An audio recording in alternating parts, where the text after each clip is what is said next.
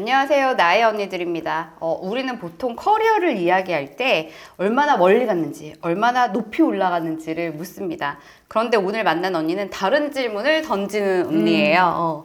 나는 어떤 보폭으로 여기까지 왔는가에 대한 이야기를 한번 나눠보려고 하고요. 30년 동안 글로벌 현장을 누비면서 성과를 만들고 조직을 이끌면서 그리고 어느 순간 스스로의 속도를 다시 묻기 시작한 사람, 커리어 성공 이후에 대한 이야기, 삶을 다시 설계하는 이야기를 한번 나눠보도록 하겠습니다.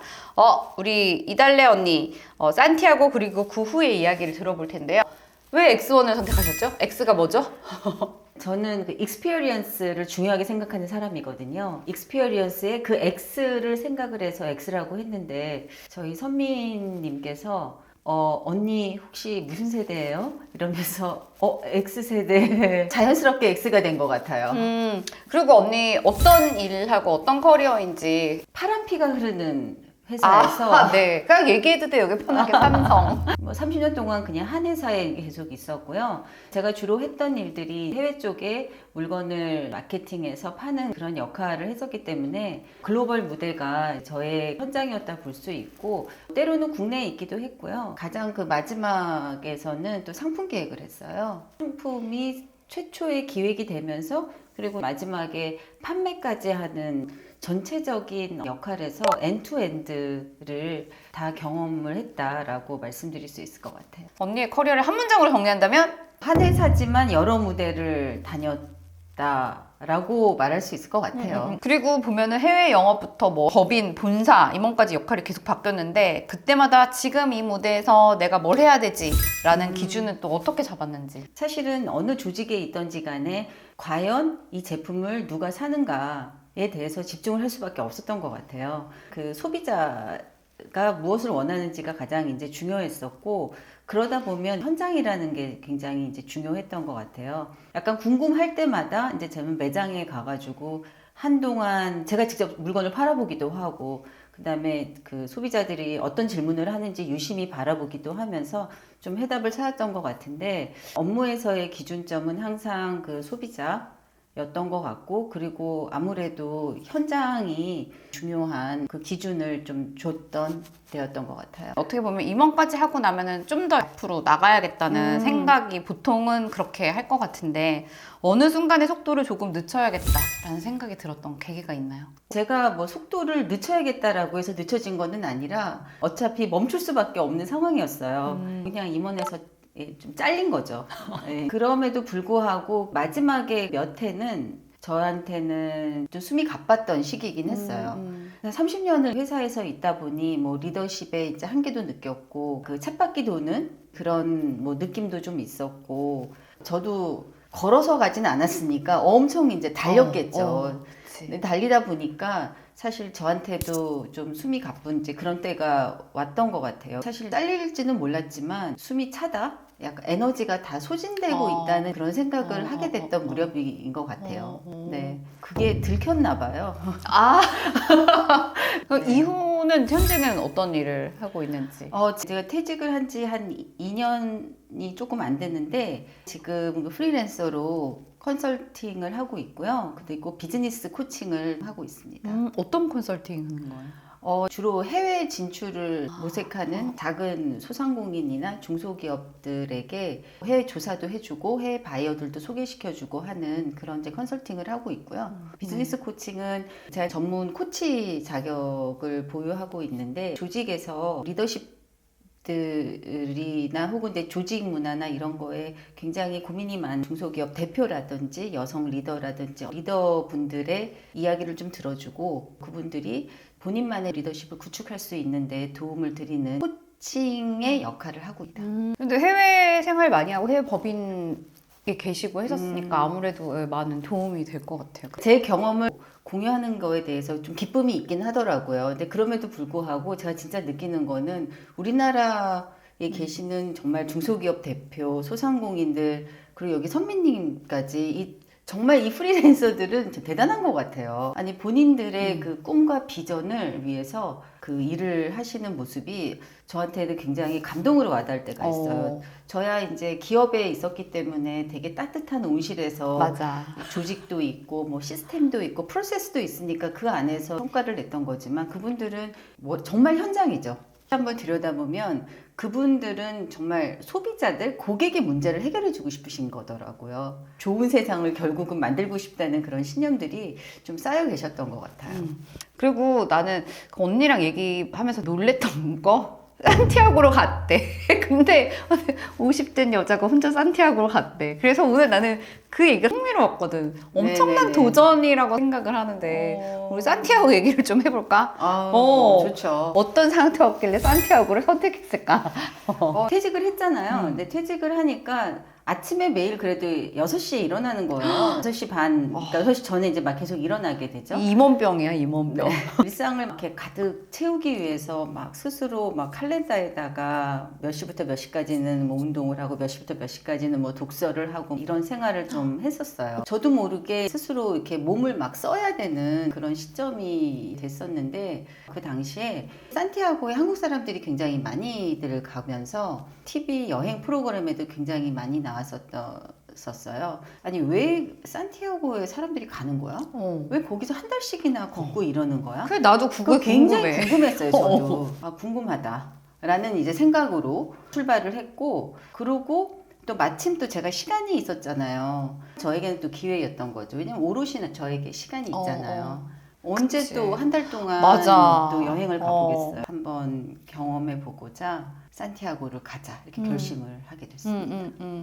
50대 혼자 걷는 산티아고인 거잖아. 막상 네네. 길 위에 딱 섰을 때 느낌이 어땠는지. 50대 여자 혼자 이렇게 해가지고 그 검색창에 찾으면 제 블로그가 나와요. 아, 진짜? 왜냐면은 오. 대부분 길에 보면은 사실 50대 여자 혼자가 오는 케이스는 별로 없거든요. 해외에 혼자 여행을 간 거나 이런 거가 뭐 전혀 두렵거나 이러진 않았는데 그 길을 760km 되는 길을 걷는다? 한 달 정도 안에 걷는다?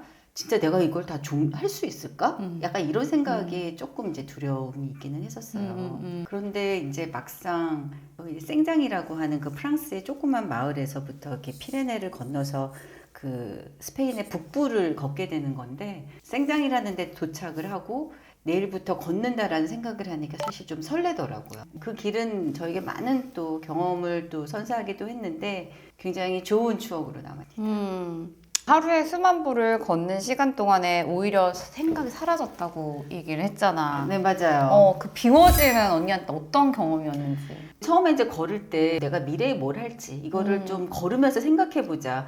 굉장히 그럴듯하잖아요. 걷는 충분한 이유가 되는 그런 느낌이잖아요. 걷다 보니까 사실 걷는 거에 이제 초점이 맞춰지면서 생각 같은 것들을 특별하게 떠오르거나 떠올리지 않게 되더라고요. 걷는 동안에는 저를 생각하게 되더라고요. 아, 내가 오늘도 이 길을 잘 걸을 수 있을까? 아, 이 길을 걷는 나의 발에 대한 감사함. 약간 이러면서 오롯이 저를 마주하게 되는 그 순간이 어쩌면 비워짐으로 인해서 얻었던 그런 경험이었던 것 같아요. 비워졌다는 거는 어쩌면 다시 나를 돌아보게 한 그런 계기가 되지 않았을까라고 그런 생각이 듭니다. 우리가 비우는 걸 잘해야 되는데 못 비워 다. 그리고 저도 생각 정지하기를 했는데 생각을 중지를 못하고 저는 계속 머리가 돌아가는 상태라서 그렇죠. 되게 피곤하잖아요. 그렇죠. 사실 우리가 뭐 고민이 많을 때 일단 운동부터 해. 보통 이러거든요. 몸을 맞아. 쓰면 머리가 비워져. 근데 머리가 비워지면 다시 또 나한테 집중을 해. 또 나한테 집중을 하면 또 길이 보이는 거. 그런 게 있는 것 같아요. 산티아고에서 매일 오늘 뭐 먹지? 어디서 사지? 이런 단순한 질문만 남는다고 하던데 그런 단순함이 결국엔 삶을 어떻게 뭐 바꿨는지. 제가 이제 산티아고에 매일 한 25km 정도를 걷거든요. 그러면은 한 7시간, 막 8시간 걷잖아요. 처음에 걸을 때는 너무 좋아요. 다양한 경치들. 또 스페인의 자체로 그런 자연 경관들이 있어요. 오솔길도 있고 숲길도 있고 등산도 하게 되고 평원도 있고 막 이런 길을 걷다 보면 아무 생각이 없죠. 그러면서도 이제 가장 중요한 건 매일매일 숙소를 결정을 해야 되거든요. 그 숙소가 호텔이 아니라 이제 민박이거나 아니면 유스호스텔 같은 거예요. 뭐 때로는 혹시 그 숙소가 다 찼으면 어떡하지? 뭐 이런 걱정도 하고 오늘 그래서 어디서 자야 되지? 뭐 이런 거. 그다음에 길 가다가 한 15km 정도, 20km 정도마다 조그만 마을들이 있으니까 그 마을에서만 이제 화장실을 갈 수 있잖아요. 물론 남자들은 아니더라고요. 남자들은 진짜 길가에서 좋더라고요. 어머. 화장실을 또 잘 가야 되니까 어떡하지? 다음 화장실은 어디지? 뭐 이런 생각이 진짜 많이 들죠. 가장 인간이 사는 거는 단순함으로부터 출발하는 것 같더라고요. 그 단순함을 해결할 때 가장 희열이 높은 것 같아요. 어떻게 보면 산티아고 순례길을 걷는 동안은 본능에 집중하는 삶을 산 것 같아요. 네, 맞아요. 맞아요. 그러면 그때 짐은 어떻게 했어요, 짐? 짐은 트레킹하는 그런 배낭을 하나 사가지고 보통 배낭 무게가 몸무게의 10에서 15% 정도만 이제 가져가라고 권장을 해요. 안 그러면은 배낭 때문에 막 무릎 이런 데가 더 아프거든요. 그럴 것 같아.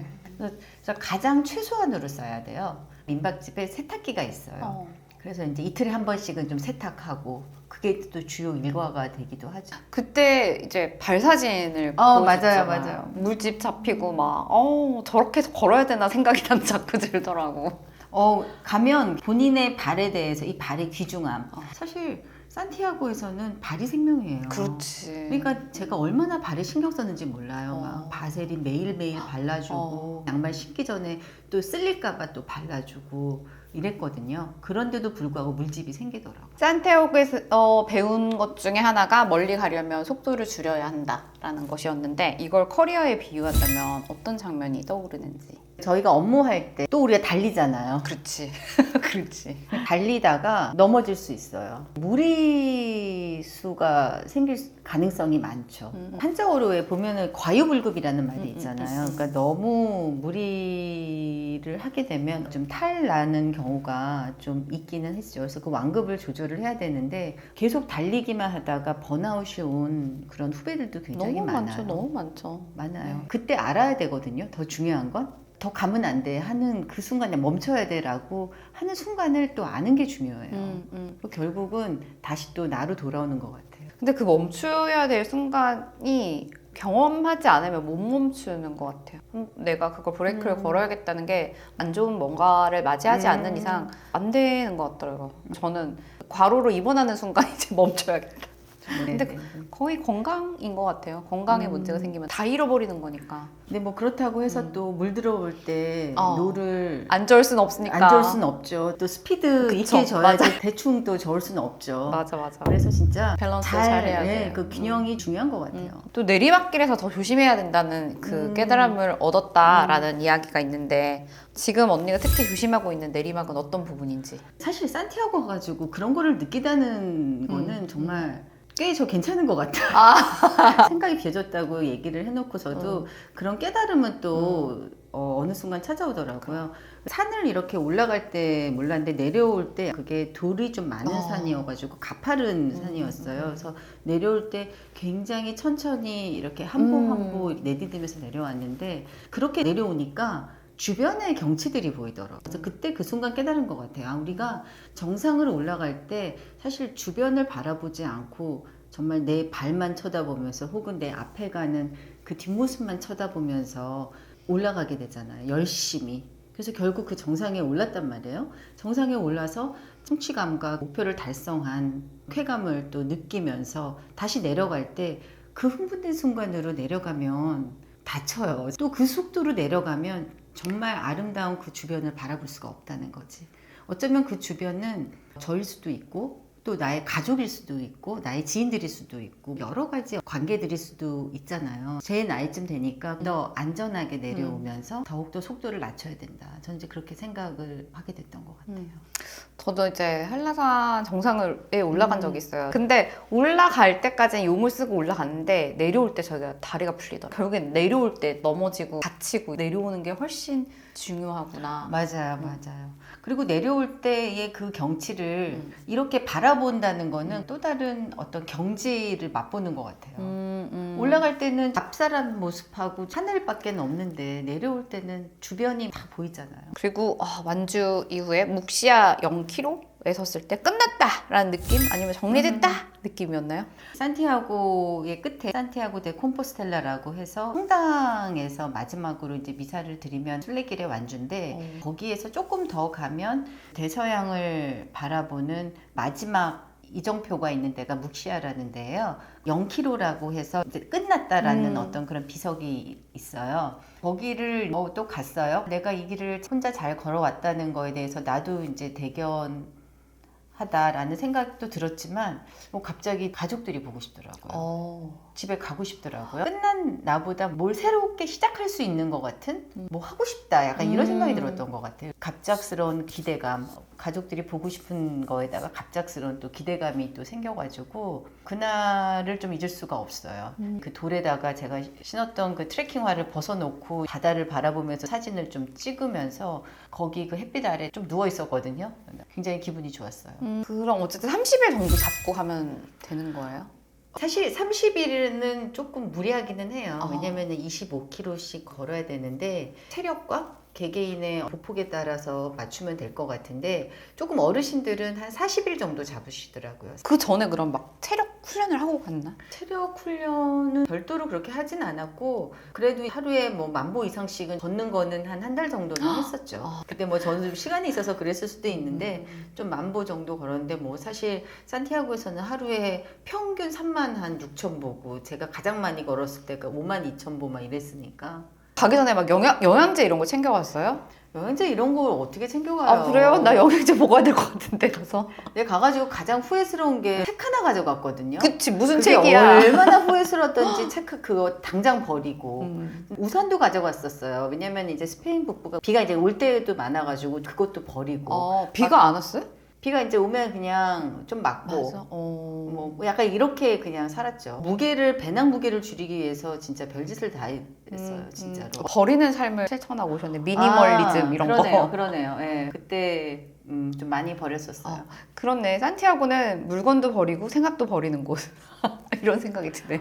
그렇죠. 근데 이제 그 버린다는 거는 이제 본인이 의도했을 때 그건 또 버리는 거에 기쁨이 있잖아요. 그치. 비우는 것이고 사실 잘 못 비우는 이제 강제적 비움이 일어나면서 중요한 게 뭔지에 대해서 다시 생각해보는 그렇죠, 그런 게 되는 거 맞아요. 같아요. 산티아고 이후에 언니의 삶과 일에서 가장 분명하게 달라진 한 가지가 있다면?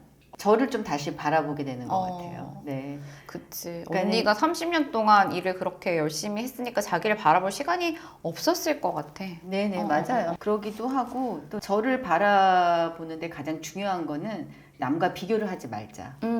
라는 거거든요. 저도 이제 오랫동안 회사에서 있었고 조직에 있다 보니 그만큼의 어떤 경쟁하는 그런 경쟁이 치열한 데 있었죠. 그렇지, 아무래도. 맞아. 근데 경쟁이 치열하다는 거는 같은 일을 하는 사람이 있고 그 사람과 비교가 되고 그런 잣대에서 자유롭지 못했던 것 같은데 산티아고를 또 다녀오고 또 퇴직 이후에 삶의 전환기를 지나오면서 가장 집중하는 거는 나는 정말 뭘 하고 싶고 내 가치는 뭐고 또 나의 이 속도는 어떤 거냐. 저의 속도에 좀 관심이 많은 것 같아요. 비교를 했다는 거는 남과 그 속도전에서 밀리고 싶지 않았다. 이제 이런 마음이 있잖아요. 근데 나는 원래 이런 사람이야. 나의 속도는 원래 이래. 이렇게 해서 나를 알아버리면은 사실 그 속도는 내가 좀 늦다 하더라도 큰 의미는 아닌 것 같더라고요. 그래서 그냥 나답게 내 속도대로 사는 게 좋겠다. 이런 생각을 좀 하게 되는 것 같았어요. 그쵸. 가장 중요한 건 나답게인 것 같아요. 네, 나답게. 맞아요. 삶의 어딘가에서 멈춰 서 있는 사람한테 산티아고를 다녀온 언니가 꼭 해주고 싶은 말은?